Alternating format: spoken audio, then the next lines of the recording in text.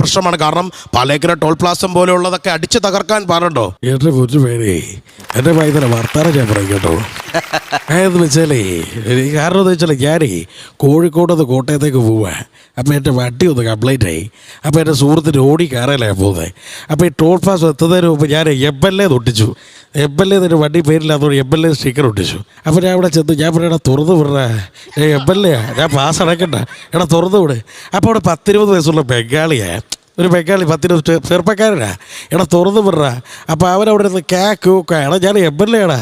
എനിക്ക് നല്ല കൂടി അരിശം വന്നിട്ടേ ഞാൻ കഥക് തുറന്ന് ആ സാധനം എടുത്ത് വള്ളയിൽ ഒടിച്ചു കളഞ്ഞു. എന്നിട്ട് എല്ലാ കാര്യം പറയുക ഷോറി ഷാർന്ന് അവൻ്റെ അമ്മേനെ ഉണ്ടാക്കി വെച്ചാൽ ഞാൻ പൂജാറ് കിടന്നവരെ മനസ്സിലായില്ലേ.